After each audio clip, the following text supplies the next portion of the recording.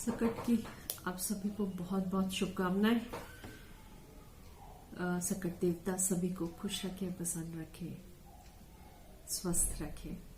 बस उसी की तैयारी में लगी हूँ।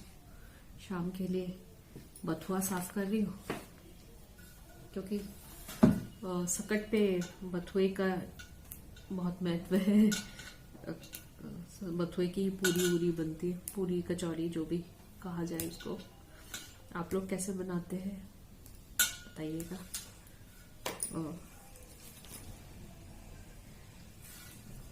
और स्वाद भी बहुत लगती है बथुए की पूरियां। मैं तो बॉईल करके आटे में मार लेती हूँ पीस के, उसी में सारा थोड़ा लाल मिर्च, हरी मिर्च काट के डाल देती हूँ, थोड़ा जीरा, भुना जीरा और नमक, काला नमक, सफेद नमक दोनों।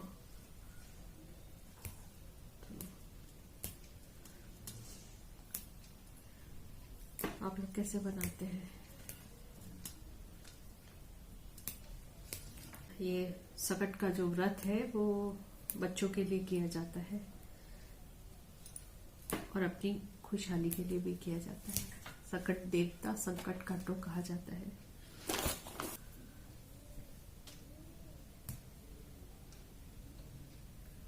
सकट की कहानी भी आप लोगों ने सुनी होगी। आप कौन सी कहानी आपने सुनी है बताइएगा। मैंने बचपन से जो सुनी है वो 2 भाइयों की कहानी सुनी है। चलिए मैं आपको सुना देती हूँ आज, तब तक मेरा बथुआ भी साफ हो जाएगा। बड़ी फनी सी कहानी है। एक जगह पे 2 भाई रहते थे।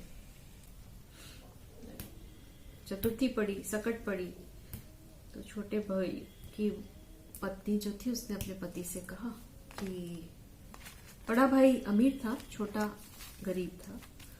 तो उसने अपने पति से कहा कि सुबह जब वो अपने काम पे जा रहा था तो उसको कहा कि कुछ पैसे दे दो, सकट है, सामान ले आओ पूजा के लिए। तो वो बिना कुछ कहे सुने चला गया वहां से। फिर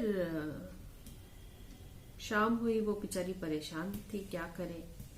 तो वो कहीं से बथुआ, तो क्योंकि पहले तो बथुआ कहीं पे भी गेहूं के साथ उगता है बथुआ, और गाय भैंसों को ही खिलाया जाता था, जानवरों को खिलाने के लिए रखा जाता था।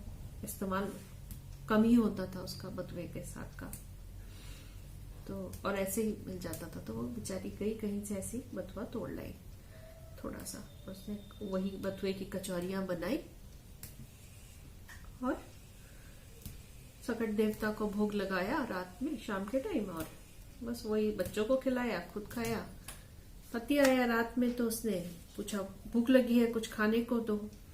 तो उसने कहा मैंने सुबह तुमसे पैसे मांगे थे, तुमने दिए नहीं पैसे मुझे, तो मेरे पास कुछ नहीं है था, तो मैं बथुआ तोड़ लाई थी, उसी की कचौरी बनाई है और वही तुम भी खा लो। तो उसको बड़ा गुस्सा आया पति को, तो वो उसने अपनी बीवी की पिटाई लगा दी और चला गया घर से बुनबुन करता हुआ। अब थोड़ी देर बाद सकट देवता आए। सकट देवता ने कहा कि मुझे भूख लगी है, कुछ खाने को दो। तो उसने कहा, उसने सारी बात बताई और उसको गुस्सा तो आ ही रहा था पति देव पे बहुत ज्यादा। एक तो पैसे नहीं दिए, पिटाई भी लगा दी। एनी केस फिर वो उन्होंने कहा वही बथुए की पूरियां रखी हैं, वही खा लो।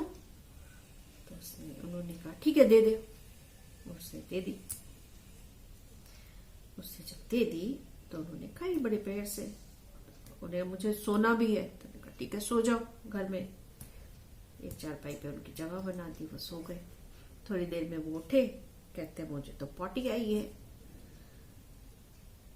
शौच के लिए जाना है। तो उन्होंने कहा चले जाओ शौच वहां पे है। चले गए, एक बार गए, थोड़ी देर बाद फिर कहते हैं फिर जाना है। तो कब तुम कहाँ बार बार जाओगे, आंगन में ही शौच कर लो, सुबह में साफ कर दूंगी। ठीक है, वो गए आंगन में शौच कर रहे। फिर आके कहते हैं कि पोछू का इसे। तो वो उसने कहा, गुस्सा तो उसको आ ही रहा था बहुत कस के। उसने कहा मेरे मुड़ से पोंछ लो। तो उन्होंने उनके सर से पोंछ लिया। फिर वो सो गई और सकट देवता भी सो गए। सुबह उठी तो सकट देवता तो थे नहीं, अंदर ध्यान हो गए थे वो। और उसने जब आंगन में जाके देखा तो हीरे जवाहरात, अशरफी, गिन्नी, पैसे, सोना, चांदी सब कुछ भरा पड़ा था वहां पे। उसने सर पे देखा तो सर पे भी वही लगा था। उसका पति आया, उसने देखा तो उसने, पति ने पूछा ये क्या है, कैसे आया? तो उसने पूरी बात बताई कि ऐसे ऐसे हुआ, तुम तो मुझे मार के चले गए थे, मार पीट के, ये हुआ मेरे साथ। फिर कुछ नहीं, फिर उस बेचारी के पास तो खाने को भी नहीं था, तो बस तो तराजू वराजू कुछ था नहीं बेचारी के पास, पैसे खाने को ही नहीं होता था, तो तराजू का क्या करती। तो वो थोड़ी देर में वो अपनी जेठानी के पास गई, उसने उसके पास तराजू लेकर आई उससे। और काय के लिए चाहिए था तराजू? पैसे तोलने के लिए।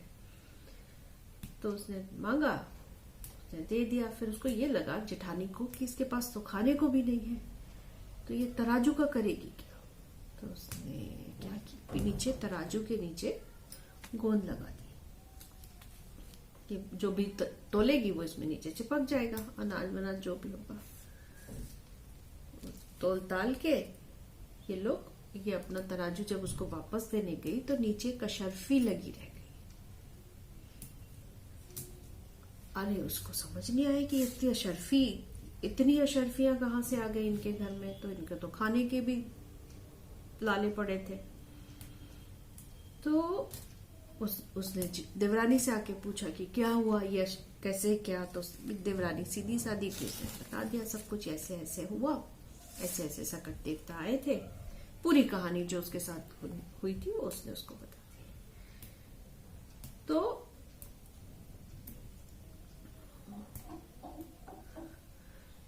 अब अगले साल फिर सकट आई, तो जेठानी ने क्या किया, जेठानी ने वही किया जो देवरानी के साथ हुआ था। तो उसने सुबह पति से को बोला, तो पति ने उसको पैसे नहीं दिए कुछ सामान लाने के लिए, जबकि उसको कोई कमी नहीं थी। तो और चला गया। फिर तो वो गई, बथुआ तोड़ के लाई, बथुए का कचौरियां बनाई, भोग लगाया भगवान जी को, सकट देवता को। और फिर पति आया तो उसने कहा मुझे कुछ खाने को दे दो। उसने कहा बथुए की कचौरी बनाई है। तो बीवी की पिटाई लगा दी, वो चला गया। वो रात में सकट देवता आए जेठानी के घर। तो उन्होंने कहा मुझे भूख लगी है। तो उसने कहा ठीक है, आप मैंने ये बनाई है कचौरियां, ये आप खा लो, बथुए की कचौरी। तो उसने उसको बथुए की कचौरी खिला दी। अब वो बथुए की कचौरी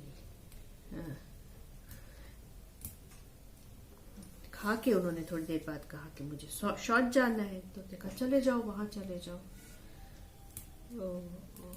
वो गए, फिर आए, फिर थोड़ी देर बाद फिर कहते हैं मुझे फिर से जाना है। तो उसने कहा ठीक है फिर से चले जाओ, ऐसा करो आंगन के चारों कोनों में और 5वीं देहरी पे शौच करो, कर लो जाके। कहा ठीक है, शौच कर ली सकट देवता ने। मैंने कहा और पोछू कहाँ से? तो उन्होंने कहा पहले मुंह से पोछ लो। तो चले गए। तो सुबह पति आया तो सब भिन में मक्खियां भिन आ रही, बदबू आ रही, उसके सर में से बदबू आ रही, घर में पूरे में गंदा ही गंदा हो रखा। पति ने कहा मैंने पहले तो तेरी झूठ मूठ की पिटाई लगाई थी, अब मेरी तेरी सचमुच की पिटाई लगाऊंगा। पिटाई की बीवी की। तो ये है कि लालच नहीं करना चाहिए। इस कहानी से हमको यही शिक्षा मिलती है कि लालच नहीं करना चाहिए। और हमारी हिंदू जो तीज त्योहार है वो किसी न किसी शिक्षा पे या किसी न किसी उस पे ही किसी न किसी महत्वपूर्ण बात को लेकर ही आधारित होते हैं।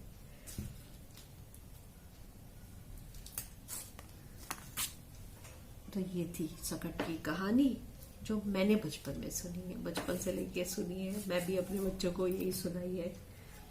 आज मैंने आप लोगों के साथ भी शेयर कर ली।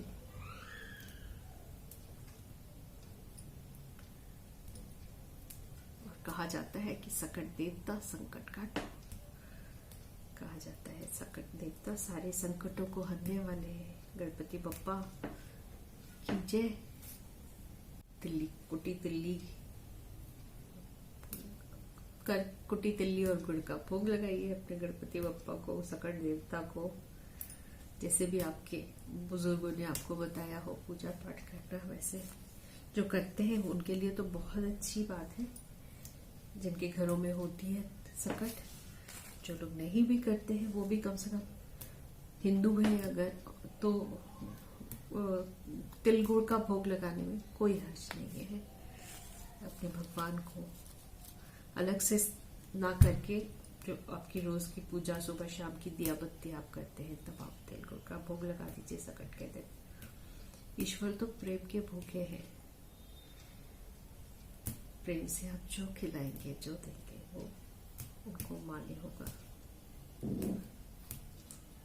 इसी के साथ